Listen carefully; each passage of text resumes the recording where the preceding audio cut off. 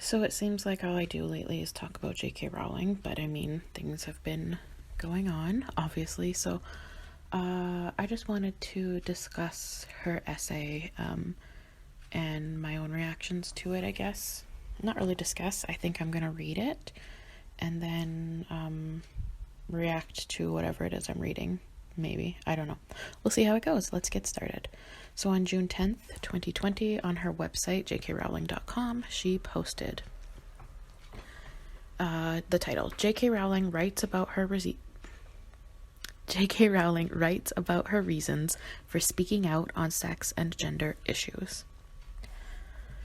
And she writes, "This isn't an easy piece to write, for reasons that will shortly become clear, but I know it's time to explain myself on an issue surrounded by toxicity. I write this without any desire to add to that toxicity. For people who don't know, last December I tweeted my support for Maya Forstater, a tax specialist who'd lost her job for what were deemed transphobic tweets. She took her case to an employment tribunal, asking the judge to rule on whether a philosophical belief that sex is determined by biology is protected in law. Judge Taylor ruled that it wasn't. My interest in trans issues predated Maya's case by almost 2 years, during which I followed the debate around the concept of gender identity closely. I've met trans people and read sundry books, blogs, and articles by trans people, gender specialists, intersex people, psychologists, safeguarding experts, social workers, and doctors, and followed the discourse online in traditional media. On one level, my interest in this issue has been professional because I'm writing a crime series set in the present day, and my fictional female detective is of an age to be interested in and affected by these issues herself. But on another, it's intensely personal, as I'm about to explain. All the time I've been researching and learning, accusations and threats from trans activists have been bubbling in my Twitter timeline. This was initially triggered by a like. When I started taking an interest in gender identity and transgender matters, I began screenshotting comments that interested me as a way of reminding myself what I might want to research later. I do the exact same thing. On one occasion, I absent-mindedly liked instead of screenshotting. That single like was deemed evidence of wrongthink, and a persistent low level of harassment began. Months later, I compounded my accidental like crime by following Magdalene Burns on Twitter. Magdalene was an immensely brave young feminist and lesbian who was dying of an aggressive brain tumor. R.I.P. Magdalene. I followed her because I wanted to contact her directly, which I succeeded in doing. However, as Magdalene was a great believer in the importance of biological sex and didn't believe lesbians should be called bigots for not dating trans women with penises, dots were joined in the heads of Twitter trans activists, and the level of social media abuse increased. I mention this all only to explain that I knew perfectly well what was going to happen when I supported Maya. I must have been on my 4th or 5th cancellation by then. I expected the threats of violence, to be told I was literally killing trans people with my hate, to be called cunt and bitch, and, of course, for my books to be burned, although one particularly abusive man told me he'd composted them. What I didn't expect in the aftermath of my cancellation was the avalanche of emails and letters that came, showering down upon me, the overwhelming majority of which were positive, grateful, and supportive. They came from a cross-section of kind, empathetic, and intelligent people, some of them working in fields dealing with gender dysphoria and trans people, who were all deeply concerned of the way a social political concept is influencing politics, medical practice, and safeguarding. They worried about the dangers to young people, gay people, and about the erosion of women's and girls' rights. Above all, they worried about a climate of fear that serves nobody, least of all trans youth, well. I'd stepped back from Twitter for many months before and after tweeting support for Maya because I knew it was doing nothing good for my mental health. I only returned because I wanted to share a free children's book during the pandemic. Immediately, activists who clearly believe themselves to be good, kind, and progressive people swarmed back into my timeline, assuming a right to police my speech, accuse me of hatred, call me misogynistic slurs, and, above all, as everyone involved in this debate will know, TERF. If you didn't already know, and why should you, TERF is an acronym coined by trans activists, which stands for Trans Exclusionary Radical Feminist. In practice, a huge and diverse cross-section of women are currently being called TERFs, and the vast majority have never been radical feminists. Examples of so-called TERFs range from the mother of a gay child who was afraid their child wanted to transition to escape homophobic bullying, to a hitherto totally unfeminist older lady who's vowed never to visit Marks and Spencer again because they're allowing any man who says they identify as a woman into the women's changing rooms. Ironically, radical feminists aren't even trans exclusionary. They include trans men in their feminism, because they were born women. But accusations of TERFery have been sufficient to intimidate many people, institutions, and organizations I once admired, who are cowering before the tactics of the playground. They'll call us transphobic. They'll say I hate trans people. What next? They'll say you've got fleas? Speaking as a biological woman, a lot of people in positions of power really need to grow a pair, which is doubtless literally possible, according to the kind of people who argue that clownfish prove humans aren't a dimorphic species. So why am I doing this? Why speak up? Why not quietly do my research and keep my head down? Well, I've got 5 reasons for being worried about the new trans activism and decided I needed to speak up. Firstly, I have a charitable trust that focuses on alleviating social deprivation in Scotland, with a particular emphasis on women and children. Among other things, my trust supports projects for female prisoners and for survivors of domestic and sexual abuse. I also fund medical research into MS, a disease that behaves very differently in men and women. It's been clear to me for a while that the new trans activism is having, or is likely to have, if all its demands are met, a significant impact on many of the causes I support, because it's pushing to erode the legal definition of sex and replace it with gender. The second reason is that I'm an ex-teacher and a founder of a children's charity, which gives me an interest in both education and safeguarding. Like many others, I have deep concerns with the effect the trans rights movement is having on both. The third is that, as a much-banned author, I'm interested in freedom of speech and have publicly defended it, even unto Donald Trump. The fourth is where things start to get truly personal.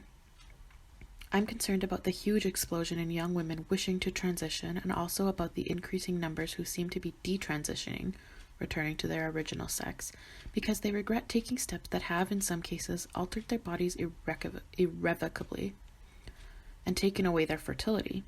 Some say they decided to transition after realizing they were same-sex attracted, and that transitioning was partly driven by homophobia, either in society or in their families. Most people probably aren't aware, I certainly wasn't until I started researching this issue properly, that 10 years ago, the majority of people wanting to transition to the opposite sex were male. That ratio has now reversed. The UK has experienced a 4,400% increase in girls being referred to transitioning treatment. Autistic girls are hugely overrepresented in their numbers. The same phenomenon has been seen in the US. In 2018, American physician and researcher Lisa Littman set out to explore it. In an interview, she said, "Parents online were describing a very unusual pattern of transgender identification, where multiple friends and even entire friend groups became transgender identified at the same time. I would have been remiss had I not considered social contagion and peer influences as potential factors." Littman mentioned Tumblr, Reddit, Instagram, and YouTube as contributing factors to rapid onset gender dysphoria, where she believes that in the realm of transgender identification, youth have created particularly insular echo chambers. Her paper caused a furore. She was accused of bias and of spreading misinformation about transgender people, subjected to a tsunami of abuse and concerted campaign to discredit both her and her work. The journal took the paper offline and re-reviewed it before republishing it. However, her career took a similar hit to that suffered by Maya Forstater. Lisa Littman had dared challenge one of the central tenets of trans activism, which is that a person's gender identity is innate, like sexual orientation. Nobody, the activists insisted, could ever be persuaded into being trans. The argument of many current trans activists is that if you don't let a gender dysphoric teen transition, they will kill themselves.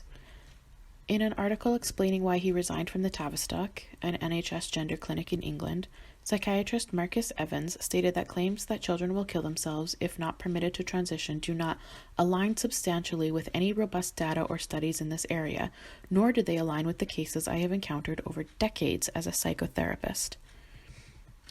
The writings of young trans men reveal a group of notably sensitive and clever people. The more of their accounts of gender dysphoria I've read, with their insightful descriptions of anxiety, dissociation, eating disorders, self-harm, and self-hatred, the more I've wondered whether if I'd been born 30 years later, I too might have tried to transition. The allure of escaping womanhood would have been huge. I struggled with severe OCD as a teenager. If I'd found community and sympathy online that I couldn't find in my immediate environment, I believe I could have been persuaded to turn myself into the son my father had openly said he'd have preferred. When I read about the theory of gender identity, I remember how mentally sexless I felt in youth. I remember Colette's description of herself as a mental hermaphrodite, and Simone de Beauvoir's words, "It is perfectly natural for the future woman to feel indignant at the limitations posed upon her by her sex. The real question is not why she should reject them. The problem is rather to understand why she accepts them." As I didn't have a realistic possibility of becoming a man back in the 1980s, it had to be books and music that got me through both my mental health issues and the sexualized scrutiny and judgment that sets so many girls to war against their bodies in their teens. Fortunately for me, I found my own sense of otherness and my ambivalence about being a woman reflected in the work of female writers and musicians who reassured me that, in spite of everything a sexist world tries to throw at the female-bodied, it's fine to not feel pink, frilly, and compliant inside your own head. It's okay to feel confused, dark, both sexual and non-sexual, unsure of what or who you are. I want to be very clear here. I know transition will be a solution for some gender dysphoric people, although I'm also aware through extensive research that studies have consistently shown that between 60 to 90% of gender dysphoric teens will grow out of their dysphoria. Again and again, I've been told to just meet some trans people. I have. In addition to a few younger people, who were all adorable, I happen to know a self-described transsexual woman who's older than I am and wonderful. Although she's open about her past as a gay man, I've always found it hard to think of her as anything other than a woman, and I believe and certainly hope she's completely happy to have transitioned. Being older, though, she went through a long and rigorous process of evaluation, psychotherapy, and staged transformation. The current explosion of trans activism is urging a removal of almost all the robust systems through which candidates for sex reassignment were once required to pass. A man who intends to have no surgery and take no hormones may now secure himself a gender recognition certificate and be a woman in the sight of the law. Many people aren't aware of this. We are living through the most misogynistic period I've experienced. Back in the 80s, I imagined that my future daughters, should I have any, would have it far better than I ever did, but between the backlash against feminism and a porn-saturated online culture, I believe things have gotten significantly worse for girls. Never have I seen women denigrated and dehumanized to the extent they are now. From the leader of the free world's long history of sexual assault accusations and his proud boasts of grabbing them by the pussy, to the incel movement that rages against women who won't give them sex, to the trans activists who declare that TERFs need punching and re-educating, men across the political spectrum seem to agree. Women are asking for trouble. Everywhere, women are being told to shut up and sit down or else. I've read all of the arguments about femaleness not residing in the sexed body and the assertions that biological women don't have common experiences, and I find them, too, deeply misogynistic and regressive. It's also clear that one of the objectives of denying the importance of sex is to erode what some seem to see as the cruelly segregationist idea of women having their own biological realities or, just as threatening, unifying realities that make them a cohesive political class. The hundreds of emails I've received in the last few days prove this erosion concerns many others just as much. It isn't enough for women to be trans allies. Women must accept and admit that there is no material difference between trans women and themselves. But as many women have said before me, woman is not a costume. Woman is not an idea in a man's head. Woman is not a pink brain, a liking for Jimmy Choos, or any of the other sexist ideas now somehow touted as progressive. Moreover, the inclusive language that calls female people menstruators and people with vulvas strikes many women as dehumanizing and demeaning. I understand why trans activists consider this language to be appropriate and kind, but for those of us who've had degrading slurs spat at us by violent men, it's not neutral. It's hostile and alienating. Which brings me to the fifth reason I'm deeply concerned about the consequences of the current trans activism. I've been in the public eye now for over 20 years and have never talked publicly about being a domestic abuse and sexual assault survivor. This isn't because I'm ashamed of those things. This isn't because I'm ashamed those things happened to me, but because they're traumatic to revisit and remember. I also feel protective of my daughter from my first marriage. I didn't want to claim sole ownership of a story that belongs to her, too. However, a short while ago, I asked her how she'd feel if I were publicly honest about that part of my life, and she encouraged me to go ahead.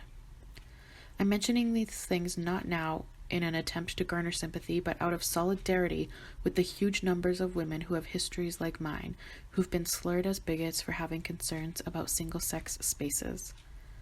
I managed to escape my first violent marriage with some difficulty, but I'm now married to a truly good and principled man, safe and secure in ways I never in a million years expected to be. However, the scars left by violence and sexual assault don't disappear, no matter how loved you are and no matter how much money you've made. My perennial jumpiness is a family joke, and even I know it's funny, but I pray my daughters never have the same reason I do for hating sudden loud noises or finding people behind me when I haven't heard them approaching. If you could come inside my head and understand what I feel when I read about a trans woman dying at the hands of a violent man, you'd find solidarity and kinship.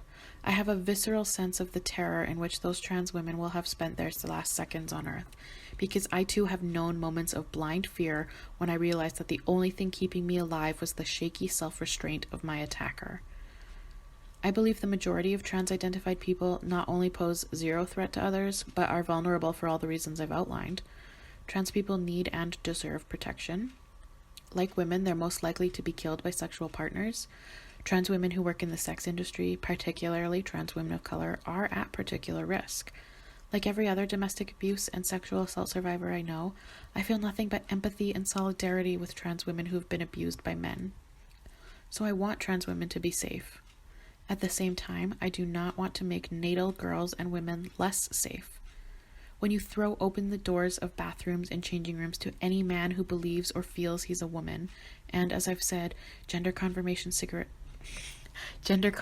certificates may now be granted without any need for surgery or hormones, then you open the door to any and all men who wish to come inside. That is the simple truth. On Saturday morning, I read that the Scottish government is proceeding with its controversial gender recognition plans, which will in effect mean that all a man needs to become a woman is to say he's one. To use a very contemporary word, I was triggered. Ground down by the relentless attacks from trans activists on social media, when I was only there to give children feedback about pictures they'd drawn from my book under lockdown, I spent much of Saturday in a very dark place inside my head, as memories of a serious sexual assault I suffered in my 20s recurred on a loop. That assault happened at a time and in a space where I was vulnerable, and a man capitalized on an opportunity. I couldn't shut out those memories, and I was finding it hard to contain my anger and disappointment about the way I believe my government is playing fast and loose with women and girls' safety. Late on Saturday evening, scrolling through children's pictures before I went to bed, I forgot the first rule of Twitter: never, ever expect a nuanced conversation, and reacted to what I felt was degrading language about women. I spoke up about the importance of sex and have been paying the price ever since. I was transphobic, I was a cunt, a bitch, a TERF. I deserved canceling, punching, and death. "You are Voldemort," said one person, clearly feeling this was the only language I'd understand. It would be so much easier to tweet the approved hashtags because of course trans rights are human rights. And of course trans lives matter. Scoop up the woke cookies and bask in a virtual signaling afterglow. There's joy, relief, and safety in conformity. As Simone de Beauvoir wrote, Without a doubt, it is more comfortable to endure blind bondage than to work for one's liberation. The dead, too, are better suited to the earth than the living. Huge numbers of women are justifiably terrified by the trans activists. I know this because so many have got in touch with me to tell their stories. They're afraid of doxing, of losing their jobs, of their livelihoods, and of violence. But endless unpleasant as its constant targeting of me has been, I refuse to bow down to a movement that I believe is doing demonstrable harm in seeking to erode woman as a political and biological class and offering to cover predators like few before it. I stand alongside the brave women and men, gay, straight, and trans, who are standing up for the freedom of speech and thought and for the rights and safety of some of the most vulnerable in our society, young gay kids, fragile teenagers, and women who are reliant on and wish to retain their single-sex spaces. Polls show those women are in the vast majority and exclude only those privileged or lucky enough to never have come up against male violence or sexual assault and who've never troubled to educate themselves on how prevalent it is. The one thing that gives me hope is that the women who can protest and organize are doing so, and they have some truly decent men and trans people alongside them. Political parties seeking to appease the loudest voices in this debate are ignoring women's concerns at their peril. In the UK, women are reaching out to each other across party lines, concerned about the erosion of their hard-won rights and widespread intimidation. None of the gender-critical women I've talked to hate trans people. On the contrary, many of them became interested in this issue in the first place out of concern for trans youth, and they're hugely sympathetic towards trans adults who simply want to live their lives, but who are facing a backlash for a brand of activism they don't endorse. The supreme irony is that the attempt to silence women with the word TERF may have pushed more young women towards radical feminism than the movement's seen in decades. The last thing I want to say is this. I haven't written this essay in the hope that anybody will get out a violin for me, not even a teeny-weeny one. I'm extraordinarily fortunate. I'm a survivor, certainly not a victim. I've only mentioned my past because, like every other human being on this planet, I have a complex backstory which shapes my fears, my interests, and my opinions. I never forgot that inner complexity when I'm creating a fictional character, and I certainly never forgot it when it comes to trans people. All I'm asking, all I want, is for similar empathy, similar understanding to be extended to the many millions of women whose sole crime is wanting their concerns to be heard without receiving threats and abuse.